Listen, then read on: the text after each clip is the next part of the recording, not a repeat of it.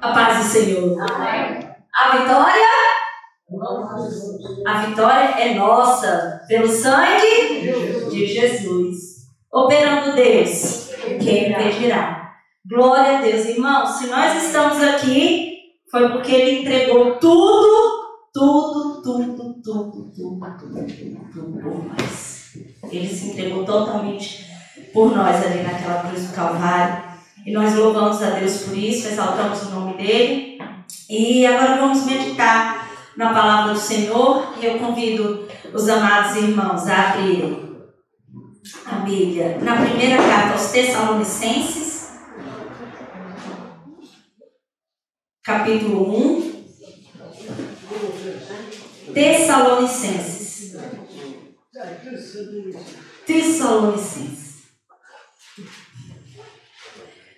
Vamos lá. Capítulo 1. E vamos ler até o versículo 10.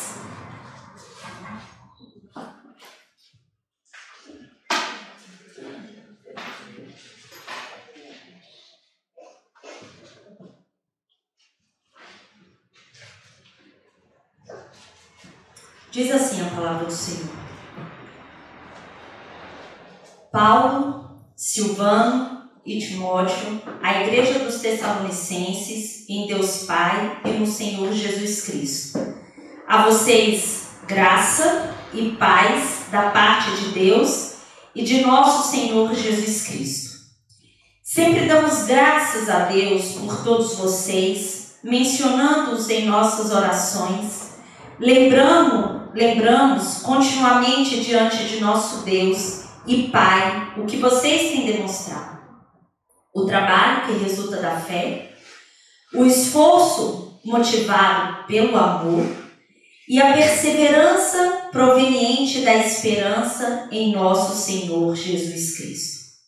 Sabemos, irmãos, amados de Deus, que Ele os escolheu porque o nosso Evangelho não chegou a vocês somente em palavras, mas também em poder, no Espírito Santo e em plena convicção. Vocês sabem como procedemos entre vocês, em seu favor. De fato, vocês se tornaram nossos imitadores e do Senhor, pois, apesar de muito sofrimento, receberam a palavra com alegria que vem do Espírito Santo. Assim, tornaram-se modelo para todos os crentes que estão na Macedônia e na Acaia, porque, partindo de vocês, propagou-se a mensagem do Senhor na Macedônia e na Acaia. Não somente isso, mas também por toda parte tornou-se conhecida a fé que vocês têm em Deus. O resultado é que não temos necessidade de dizer mais nada sobre isso, pois nos receberam pois eles mesmos relatam de que maneira vocês nos receberam e como se voltaram para Deus, deixando os ídolos, a fim de servir ao Deus vivo e verdadeiro, e esperar dos céus seu Filho, a quem ressuscitou dos mortos, Jesus, que nos livra da ira que há de vir. Senhor Jesus, nós te damos graça pela tua palavra, Senhor. Obrigada porque o Senhor fala conosco, Pai. Obrigada porque o Senhor traz consolo ao nosso coração, traz exortação, traz alegria.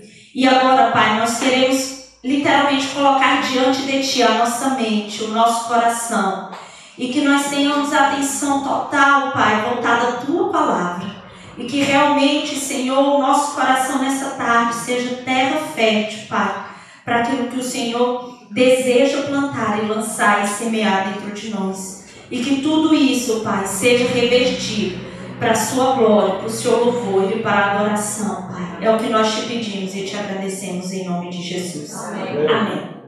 Amados irmãos, nessa tarde eu quero refletir com vocês a respeito de algumas marcas que os cristãos aqui em Tessalônica e que essa igreja tinha, que é a fé, o amor e a esperança.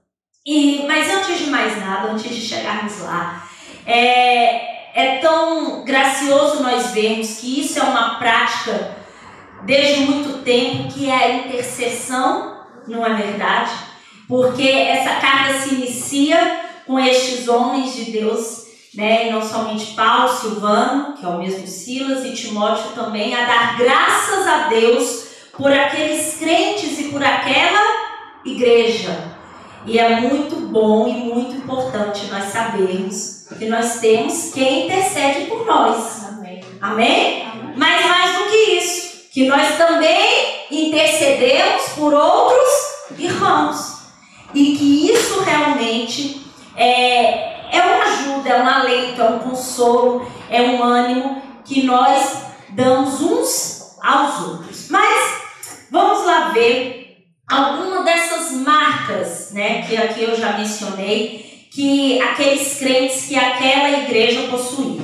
Logo nos versículos 3 e 4, nós vamos ler que eles falavam: lembramos continuamente diante do nosso Deus e Pai que vocês têm demonstrado o trabalho que resulta da fé, o esforço que é motivado pelo amor e a perseverança que é proveniente da esperança que vocês têm no Senhor Jesus Cristo. Meus amados irmãos, a verdade é que uma vez que nós somos alcançados, somos salvos, realmente nós produzimos, nós trabalhamos, nós servimos. A nossa fé realmente é um resultado de tudo que nós vamos fazer. Quando nós somos alcançados e cremos em Deus e declaramos isso, o desejo que nós temos realmente é de servir e trabalhar para o Senhor.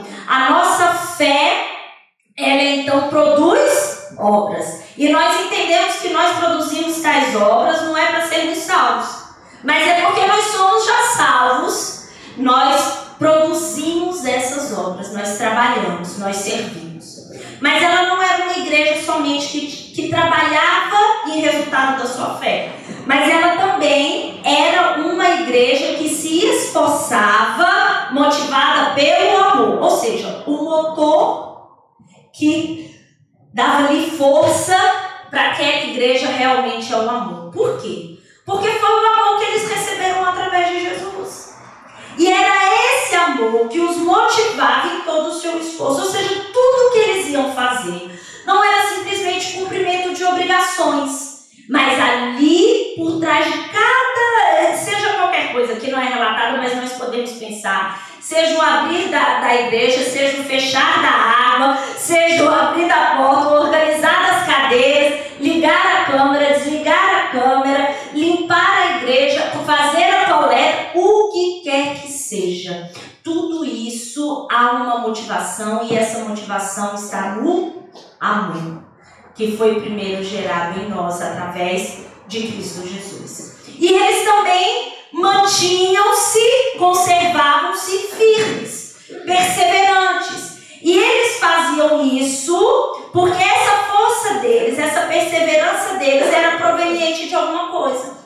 Da esperança que eles tinham no Senhor Jesus Cristo. Mas então, nos versículos seguintes, nós vamos poder entender, ou até mais do que isso, ver como é progressivo o agir de Deus para que os cristãos e a igreja do Senhor tenham tais marcas, tanto a fé como o amor e a esperança. E a primeira coisa que nós vamos notar já nos versículos seguintes, 4 e 5, é que esses cristãos, primeiramente, receberam a verdadeira palavra. Ou seja, eles ouviram a palavra. Não tem como manifestarmos a fé, não tem como trabalharmos para o Senhor como resultado da nossa fé, ou até mesmo nos esforçarmos, motivados pelo amor, e perseverarmos, né, proveniente da esperança que nós temos no nosso Senhor Jesus Cristo, se nós não tivéssemos ouvido essa palavra. E eles ouviram essa palavra. Em outras versões, vai até dizer tagarelice. que os apóstolos dizem assim, que vocês não entenderam a mensagem que estava sendo pregada como uma tagarelice. Mas eles não receberam aquilo ali como um discurso simplesmente vazio. Mas o que diz a palavra do Senhor é que eles tiveram grande interesse pelo que tinha sido falado. Ou seja, meus irmãos, eles estavam totalmente entregues à pregação que foi dada e que foi feita. A mensagem, aquela mensagem causou neles um resultado poderosíssimo. Por quê? Porque o Espírito Santo confirmou aquela mensagem ali como sendo uma mensagem verdadeira. E mais do que isso, aqueles que falavam e que pregavam, não apenas falavam e pregavam aquela mensagem, mas eles viviam a mensagem que eles pregavam. Não tem como nós não olharmos para esses versículos e de fato entendermos e reforçarmos o quão poderosa é a palavra de Deus para aqueles que a ouvem.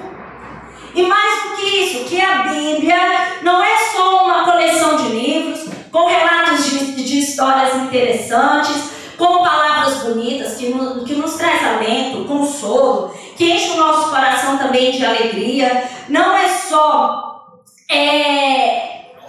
um guia, né, que alguns até falam de normas e vocês têm. Não é esse fardo, mas é algo prazeroso. Por quê? Porque ela é o poder de Deus. Nessa palavra há poder. E todo aquele que lê essa palavra e realmente é convencido pelo Espírito Santo de Deus, leva realmente a fé em Jesus Cristo.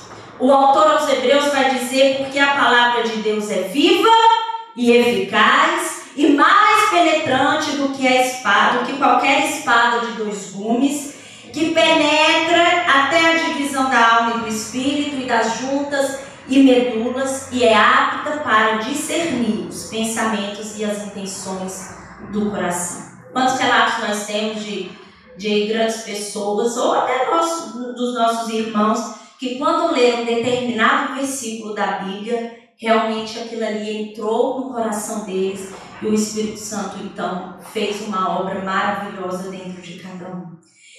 E com isso, é atrelado a nós uma responsabilidade, porque aquela mensagem ela foi ouvida, porque ela foi pregada. E quando Paulo escreve aos Romanos, ele vai dizer que de sorte a fé vem pelo ouvir e ouvir a palavra de Deus. Mas ainda no versículo anterior ele vai dizer: como pois invocarão aquele em quem não creram? E como crerão naquele de quem não ouviram? E como ouvirão se não há quem pregue? Ou seja, meus irmãos, a palavra tem poder. Amém.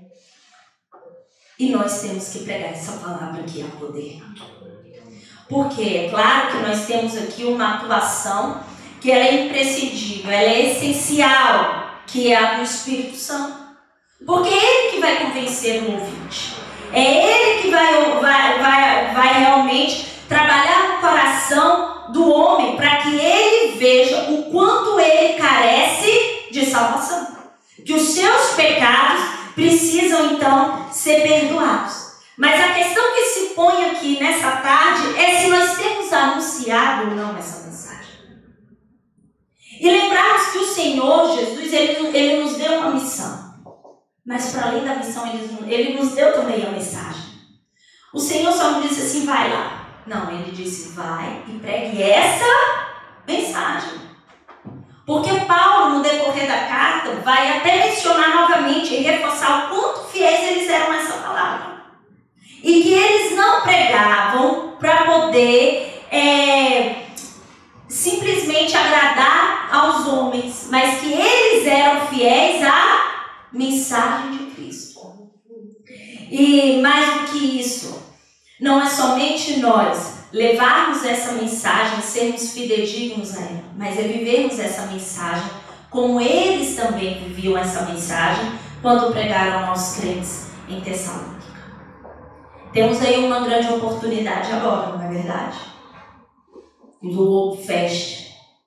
É uma oportunidade, meus irmãos, que nós temos para mostrarmos, né, para apresentarmos, para pregarmos, por mais que não sejamos nós lá diretamente, mas um convite seu leva essa pessoa a ouvir essa verdadeira mensagem. Mas além deles ouvirem essa mensagem, os versículos seguintes vão dizer que eles imitaram a Cristo. Ou seja, primeiro fala que eles se tornaram imitadores deles, ou seja, dos mensageiros, e também do Senhor. E mais do que isso, eles não apenas ouviram a mensagem, mas eles receberam aquela mensagem com alegria, apesar do sofrimento, e imitaram a Cristo.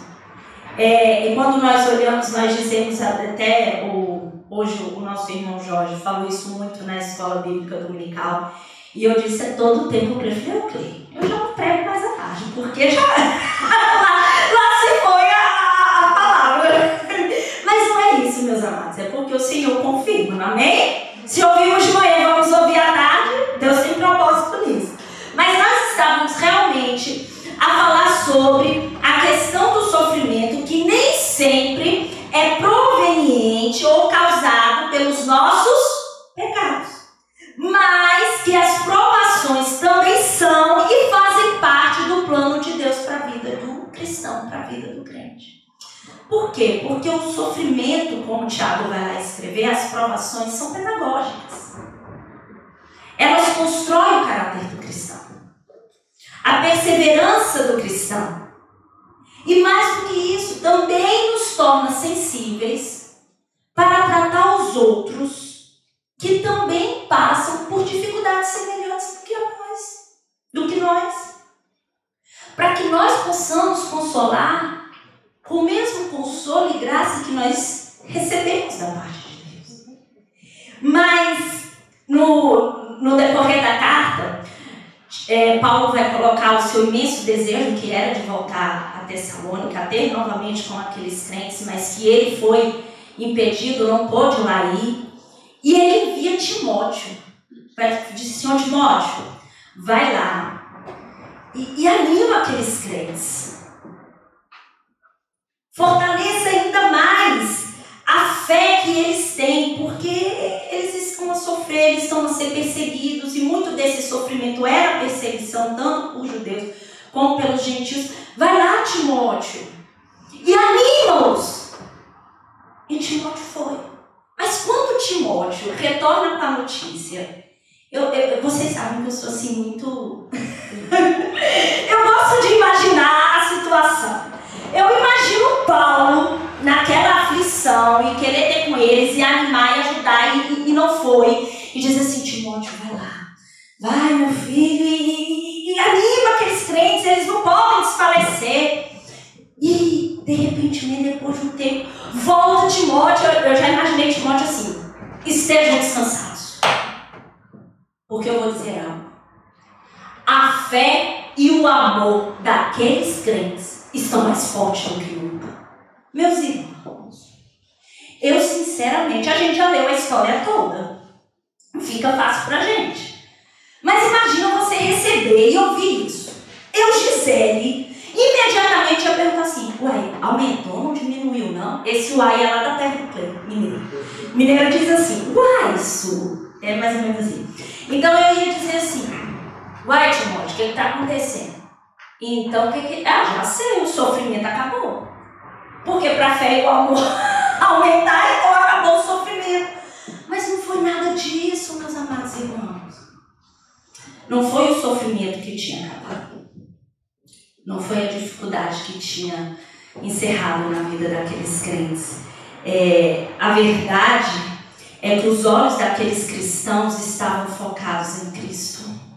A verdade é que os olhos daqueles cristãos estavam focados na obra salvífica de Cristo. E mais do que isso, aqueles cristãos estavam a imitar Cristo.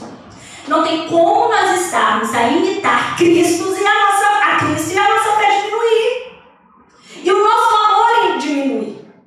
É interessante porque isso é muito natural para nós, isso é muito prático. Por exemplo, quanto mais convivemos com determinadas pessoas, acabamos por ter um jeito delas de alguma coisa, não é verdade?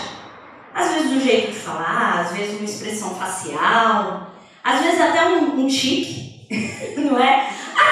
Isso é muito natural, acabamos tendo aquelas afeições, aquele jeitinho do outro. No Brasil, eu até disse isso há poucos dias atrás, no Brasil, os irmãos da igreja, e não só os da igreja, ou às vezes até na escola, seja a escola onde eu trabalhava ou a que a minha mãe trabalhava, as pessoas diziam assim: Gisele, se nós fecharmos os nossos olhos e ouvirmos a sua mãe a dar aula, a gente não sabe se é você ou se é a tua mãe. E na igreja era a mesma coisa. Era a mesma coisa. Podia ser um jogo, podia ser uma reflexão, podia ser qualquer coisa. Fala assim, dizer você a mesma coisa de ver a tua mãe fazer isso. Por quê, meus amados irmãos? É a convivência. Nós vamos e nos assemelhamos com essas pessoas. E não só isso. Depois nós convivemos com outras pessoas. E essas outras pessoas também começam a se assemelhar a nós, indiretamente a quem nós nos assemelhamos. Então perceba, por que essa fé e esse amor aumenta? O convívio, o relacionamento que aqueles crentes, que aquela igreja tinha com Deus, não era negligenciado. E muitas vezes nós colocamos e elencamos prioridades no nosso dia. E não que não temos que cumprir com todas as nossas responsabilidades. Mas infelizmente nós nos abdicamos desse convívio íntimo com Deus. Porque a roupa eu não posso deixar de passar feio, não posso mesmo. O jantar eu também tenho que preparar. Mas eu também tenho que meditar na lei do Senhor. Mas eu também tenho que orar sem cessar. Mas eu também tenho que estar em espírito de oração. E quando nós pensamos assim, nós vamos entender que nós não vamos desistir. Porque Cristo é o autor e consumador da nossa fé. Ele é o nosso alvo. É para Ele que nós olhamos. E mais do que isso, o nosso olhar para Cristo não é simplesmente um sinônimo de escape. Porque às vezes as pessoas podem até pensar assim, vocês dizem que colocam esperança em Cristo e que vocês olham para Cristo porque vocês escapam do sofrimento, depois disso vocês não vão sofrer mais. Não é nada disso, meus amados. A despeito de qualquer sofrimento e dificuldade, nós olhamos para Cristo e colocamos a nossa esperança em Cristo, porque nós sabemos que Cristo nos dá poder e capacidade para nós crescermos na nossa provação, na nossa dificuldade e no nosso sofrimento. É por isso que a nossa confiança está nele. Mas, além de imitar, de ouvir essa palavra, de receber essa palavra com alegria, dessa igreja imitar a Cristo, aqueles crentes também evidenciaram a sua fé. É interessante que nos versículos 7 e 8 nós vamos perceber isso. Que eles tornaram-se agora exemplo, modelo para os demais crentes na Macedônia e na Acaia. E que a mensagem do Senhor estava sendo propagada a partir deles. E a fé deles se tornou conhecida por toda parte. É interessante, não é, irmãos? No versículo anterior, a referência daqueles crentes é que eles imitavam a Cristo. Mas agora, nesses versículos, nós já vimos que eles já não eram apenas imitadores, mas que eles também serviam de exemplo e de modelo. Foi agregada uma referência a essa igreja. E isso tudo aconteceu porque eles evidenciam a fé. Mas Gisele, por que eles evidenciaram? O que é se evidenciar a fé? É quando a fé não fica apenas nessa nossa consciência de que temos que ter fé. Não fica assim só no nosso campo realmente do entendimento, do intelecto, mas nós praticamos. A fé era algo prático no meio daquela igreja. A notícia que ecoava, que todo mundo estava ouvindo, que todo mundo sabia, era que aquela igreja em Tessalônica e aqueles crentes tinham uma fé extraordinária em Deus. E é verdade que à medida que nós nos tornamos mais parecidos com esse Cristo, mais nós evidenciamos essa fé que nós temos nele. E isso foi uma consequência dessa igreja, não é? Eles conseguiram realmente evidenciar a fé que eles tinham em Cristo. E depois disso, já nos últimos versículos, nós vamos ver que eles mudaram também o seu comportamento. Ou seja, eles ouviram aquela palavra, receberam aquela palavra e houve, é claro, uma intervenção direta do Espírito Santo com poder para testificar a eles que aquela mensagem era verdadeira, que eles deveriam crer naquela mensagem. Depois, eles receberam com alegria, apesar do sofrimento, e imitaram a Cristo. Depois, eles evidenciaram a fé deles. Eles já não eram apenas imitadores, mas eles passaram a ser um modelo também para outras igrejas, para os outros crentes ali da região. E mais do que isso, todos sabiam como aquele povo tinha mudado. E nós vamos ver aqui, por último, que eles mudaram o comportamento. E o versículo 9 diz assim: pois eles mesmos relatam de que maneira vocês nos receberam e como se voltaram para Deus, deixando os ídolos a fim de servir ao Deus vivo e verdadeiro. Meus irmãos, é muito importante isso daqui. Porque o que nós lemos não é isso. E serviam aos ídolos e também passaram a servir o Deus vivo e verdadeiro. Porque infelizmente existem muitas pessoas que andam a pensar assim equivocadamente que podem permanecer como estão e também crer em Deus. Não é? Tem gente que pensa assim: não, minha filha, não, menina, mas eu também creio em Deus, também creio em Deus.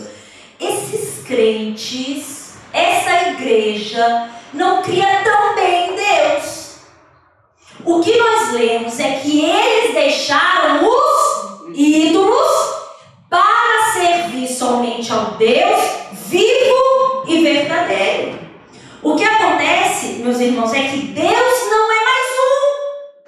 Ele é o único. Não há outro Deus. O que existe foi o que foi criado. Mas Deus é o único Deus. E nós não podemos, de fato, servir alguém que é vivo e verdadeiro, que é Deus, e permanecermos com os nossos ídolos. Se nós queremos ter um trabalho que resulte da fé, a motivação do nosso esforço seja o amor, e a nossa perseverança seja proveniente da esperança, nós temos que deixar.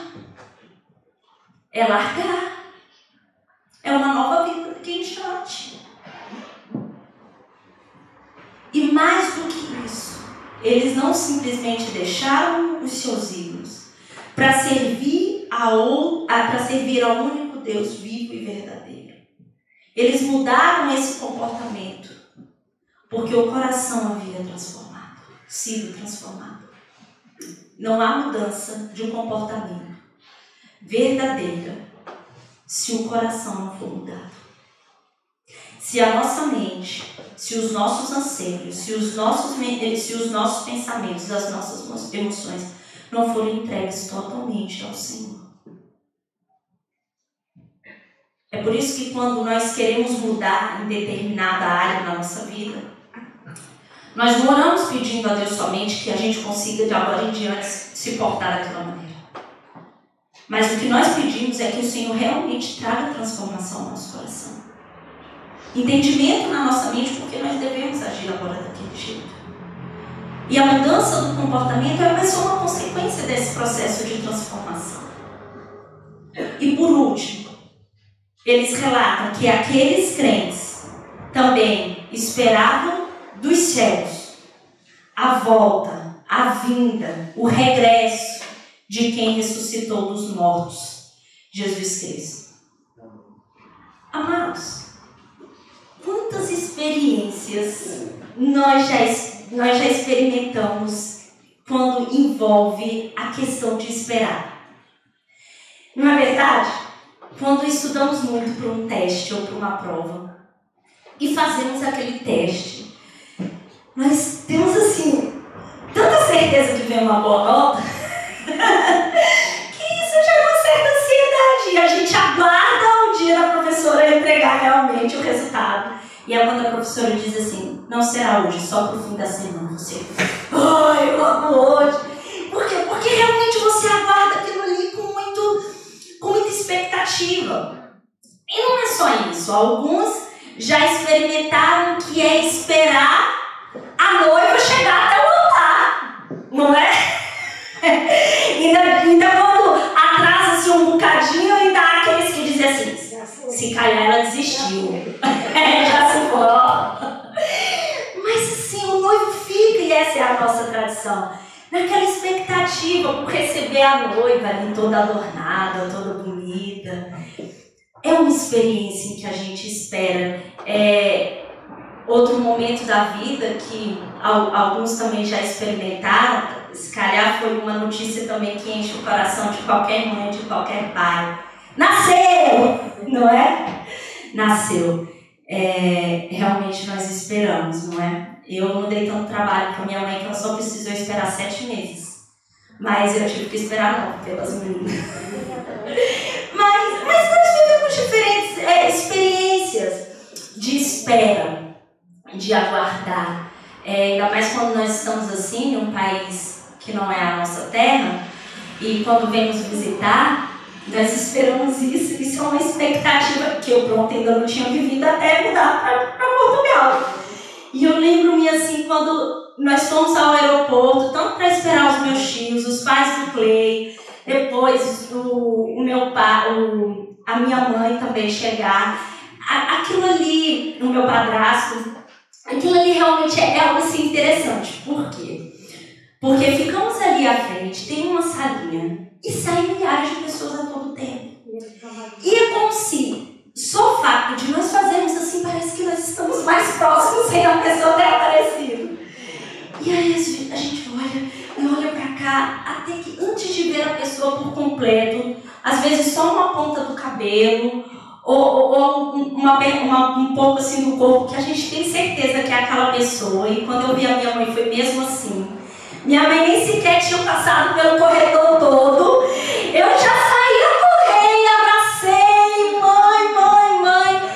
Essa alegria invade o nosso ser, meus irmãos. Não há mal em nós esperarmos as coisas, esses acontecimentos que são tão prazerosos na nossa vida. Eu também imagino qual não era a expectativa daquele pai à espera que o filho pródigo retornasse.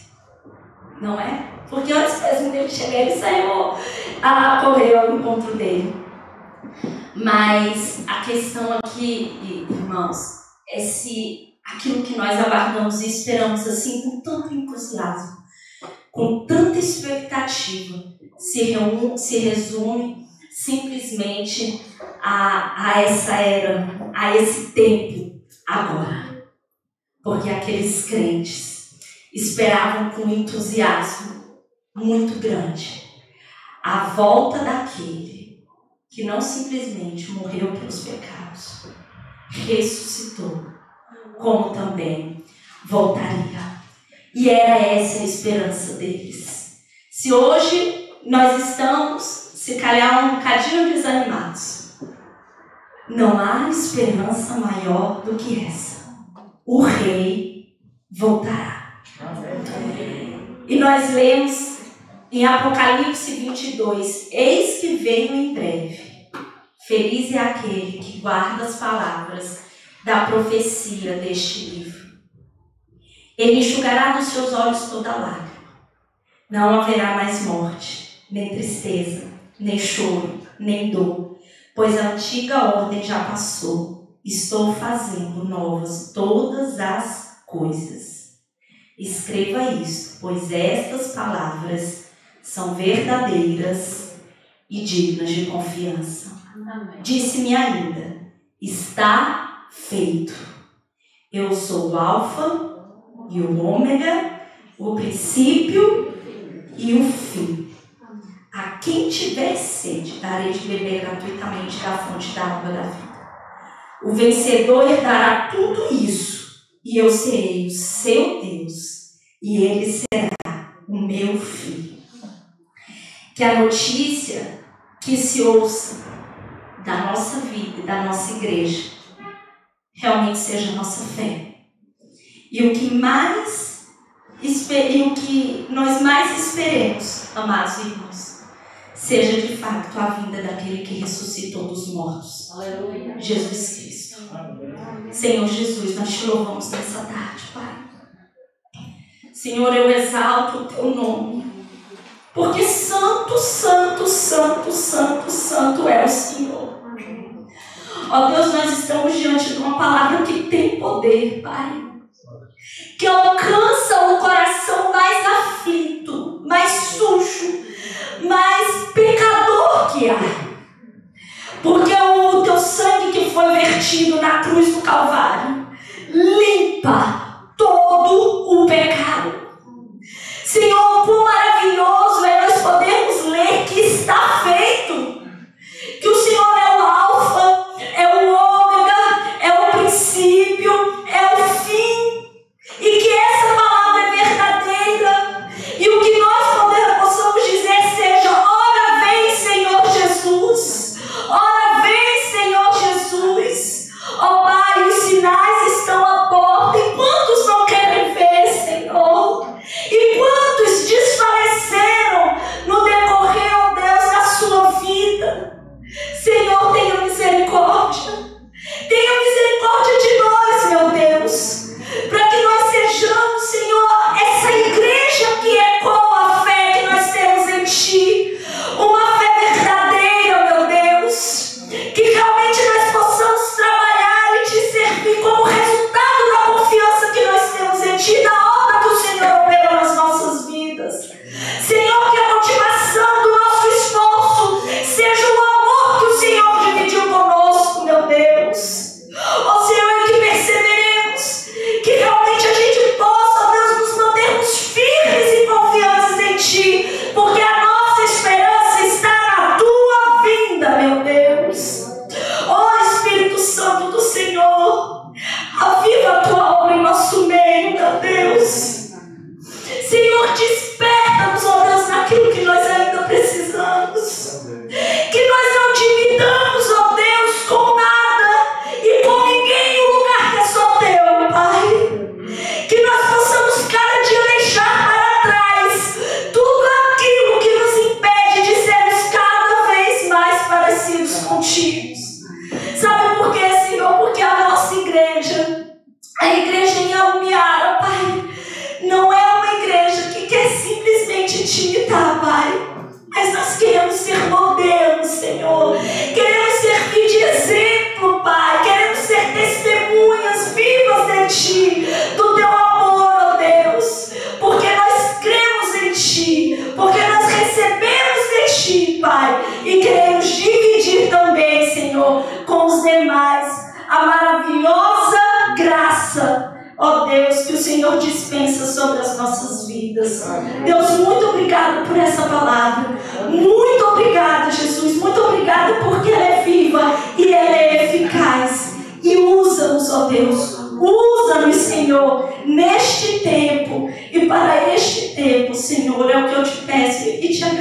agradeço em nome de Jesus amado.